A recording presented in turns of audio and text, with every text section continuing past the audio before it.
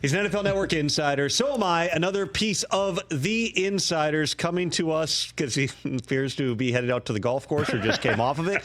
Ian Rapoport just came off it. Okay, how'd you shoot, Ian? Mediocre. But, first couple rounds, my first post draft round. Ooh. I'm getting back into it, but, some good moments, some not as good moments. Good start. Ian's got some of the best old man game. I think he's only a year or two older than me, but his ability to hit, he's got the thing where every club goes 180 yards, like driver, That's the 180 best. yards straight. The 5-iron goes like 175, but he hits the ball straight almost every time. I can drive it 100 yards past him, but it might go 20 yards off the fairway, which is kind of, the point of golf, Ian, of course, is to hit the ball toward the hole. It's the toward the hole part. That's the part I'm missing. That's the key part. Yeah. So we were both at the draft the entire week in Detroit. There's a lot of things I want to get into from that, but let's start with a story you and I broke very early yesterday morning. Ezekiel Elliott is back with the Dallas Cowboys. We'll see how TJ Jefferson, who's a big Cowboys fan, feels about this. But I thought this was interesting, Ian, because the whole offseason, everybody, and including in the replies to our story, is just saying, all in, Cowboys all in. They're all in on 2016 with Zeke. I think that one of the things that people missed was this deal was effectively done. They had the framework of the deal in place last week. It's why they didn't reach for a running back. They had so many needs through the course of this offseason because they lost their left tackle and their center. They lost two of their pass rushers. They were filling those other needs. My question to you is, from our perspective, from your perspective, what do we make of the Cowboys this offseason and where they're at for 2024? I mean, to me, it's a pretty normal offseason. And I know that sounds weird because everybody's losing their damn minds about how they didn't sign anyone. But this is kind of what the Cowboys do. They draft, they develop, they get very good players. They pay them a lot of money, their own players usually, and they don't sign a ton of free agents. Sometimes they will sign a stopgap guy, Stephon Gilmore or something like that. But it's like this year they're getting Trayvon Diggs back. They don't need a Stephon Gilmore. And look, maybe they might sign someone like that anyway. I'm just saying, I don't know how many holes they have as a roster. They just did it in a way that everybody would like to, because you'd like to draft guys, develop them, pay the really good ones, let the ones who are just pretty good go to get overpaid in free agency, replace them with younger guys who are also very good but much cheaper, and then do the cycle all over again.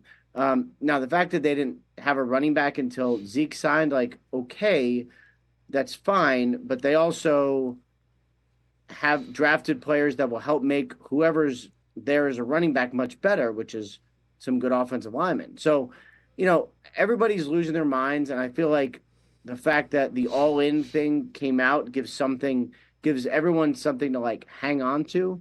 I just don't know that it's that much different from how the Cowboys usually operate in the offseason. And then they'll pay some of their key players a lot of money, and then some of this will make sense. Everyone also was losing their minds about Michael Penix to Atlanta at number 8. I think that that's fair to say. A lot of people within the league also, if you're talking about the biggest surprise in round 1, I texted a ton of people. It was so consistent. Everyone's just going, Michael Penix. Totally mind-blowing that they actually did it. You were on an island. In fact, you were getting shouted down by the guy who normally sits in the seat on the broadcast, who didn't want to hear your Michael Penix explanation because it was so, in Rich's mind, absurd. Take me through the Falcons' mentality, why this pick occurred within the framework of course, you just gave Kirk Cousins $100 million guaranteed 6 weeks before. Yeah, I am on an island. I was also on an island on Jordan Love being a fantastic pick by Brian Gutekunst and the Green Bay Packers, and on other digital shows that I may appear on regularly, they routinely beat me up for that, and it looks pretty good now. One thing about Penix first, before I get to your question, I talked to a lot of people, a lot of coordinators, a lot of general managers and assistant GMs and people who do this evaluation for a living, right? Everybody loved Michael Penix. And I'm not saying he was the number one pick, because obviously he was not. I was a little surprised he went as early as he did. But especially coordinators just loved him, right? I mean, the way he threw from the pocket was compared to a left-handed Justin Herbert. Easily a top 5 arm right now in the NFL. And as far as a leader, just a really cool, confident dude. Everybody loved Michael Penix.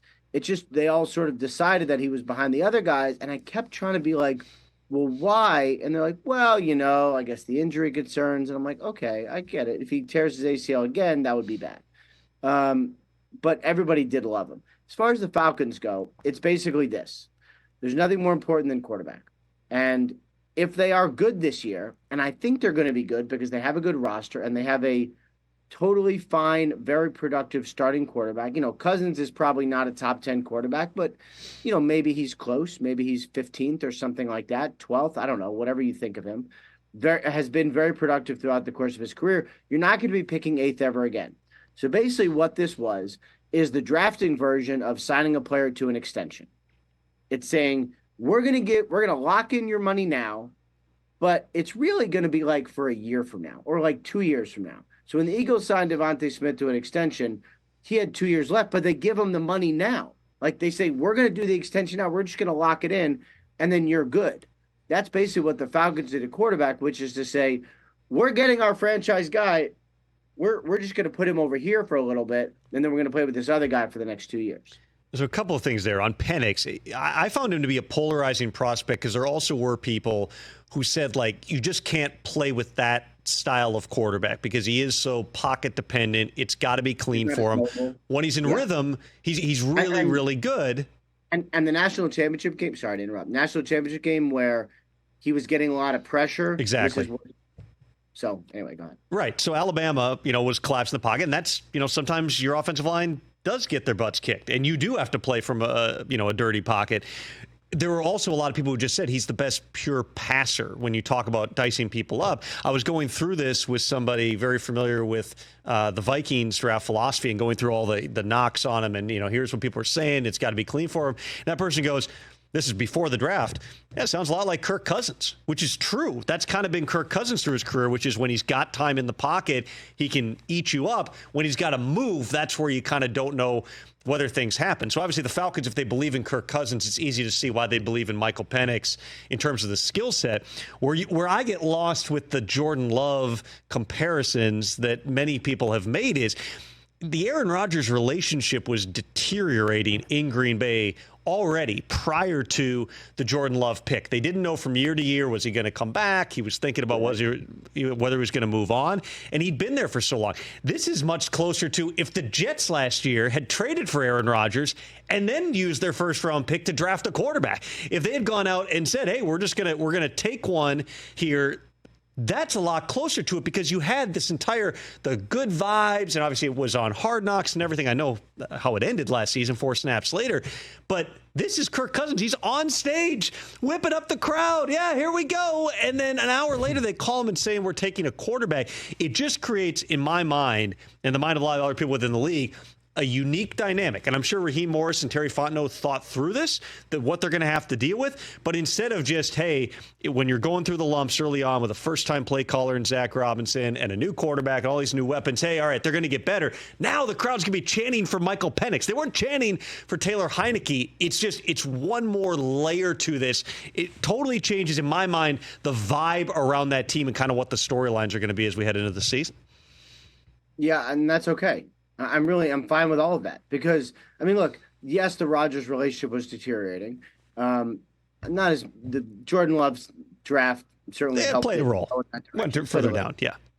He was very mad, definitely very mad. Now, Jordan Love being an awesome dude probably helped it just make it tolerable, but he was very mad. And then he went out and had 2 MVP seasons and then left, and now Jordan Love took over. So is it tense? Yeah, it's tense. When you are a super competitive person in a super competitive environment, it can be tense. And tense is okay. As long as you're upfront and honest, tense is okay. And I think it's going to help him play better. And I think it's going to be awkward. But in the end, no more awkward than a newly signed quarterback getting gold teeth and posting a picture about it before he signs with the Falcons. Like, that was pretty awkward, and everyone survived that.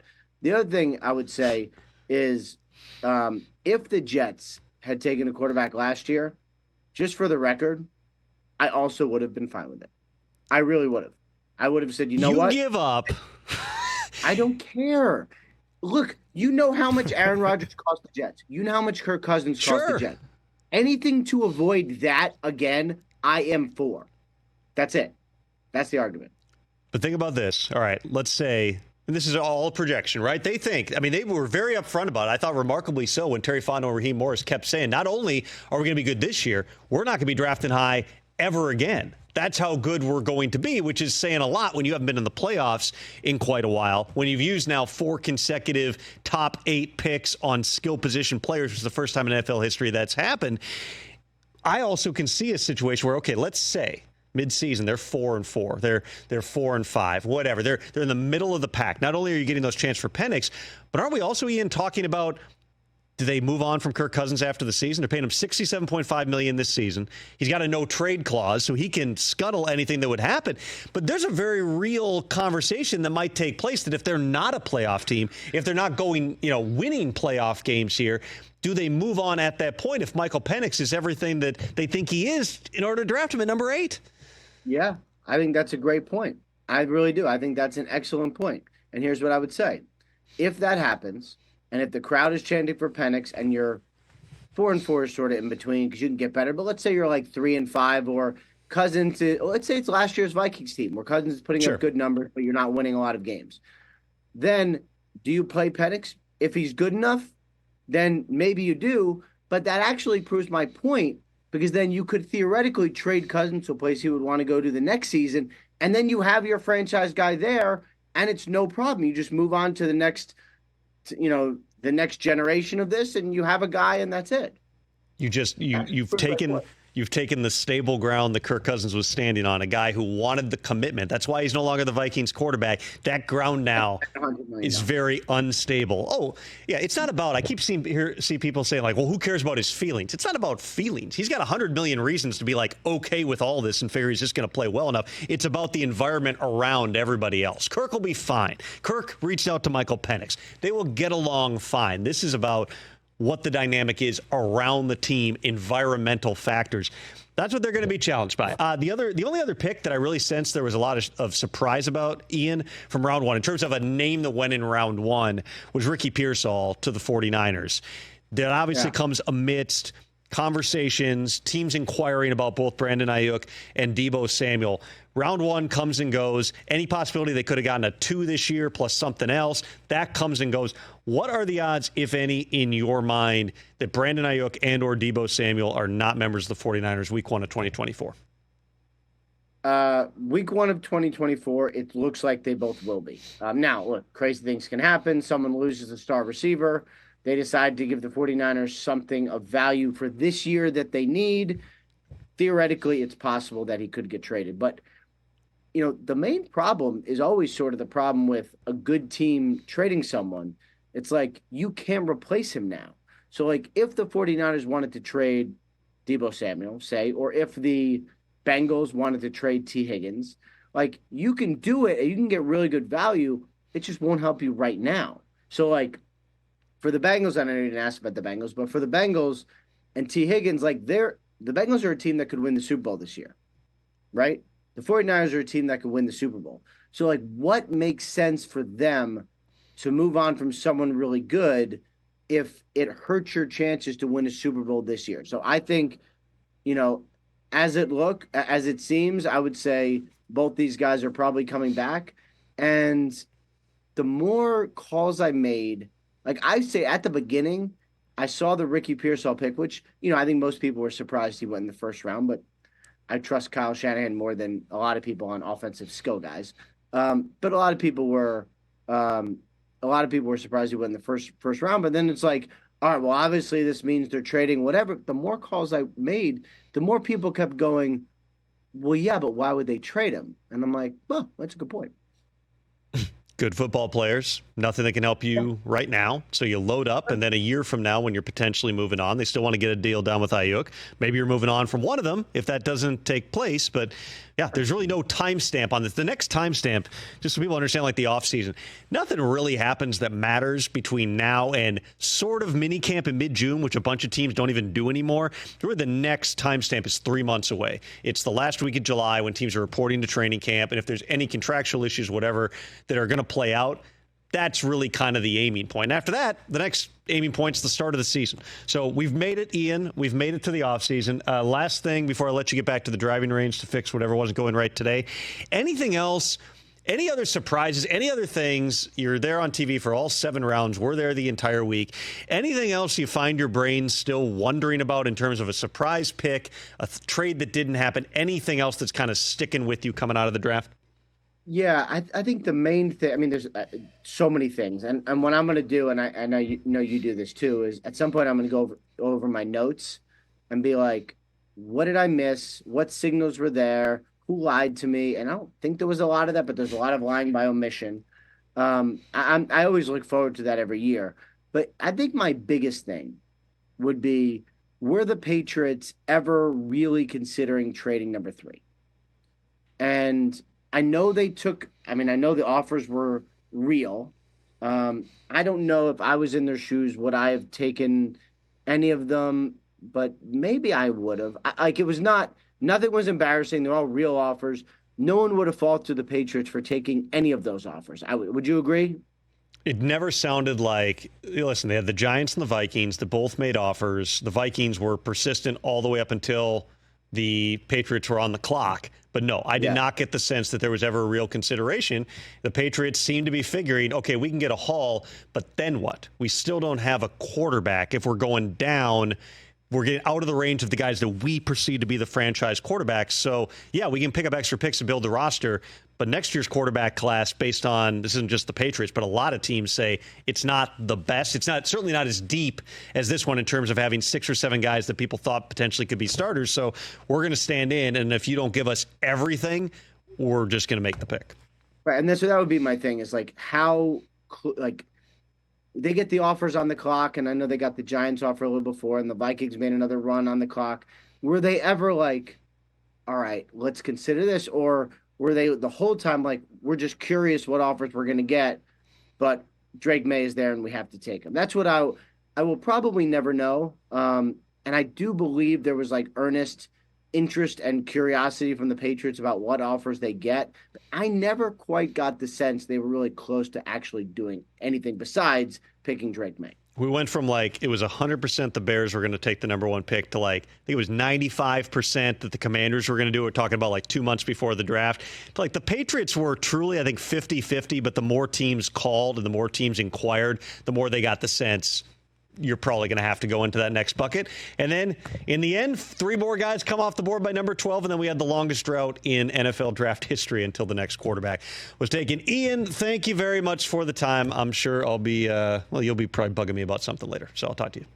Sounds right. All right, bye. Thanks for having me. That is NFL Network insider Ian Rapoport. Catch the Rich Eisen Show every single day on the Roku channel, 12 to 3 Eastern, for free.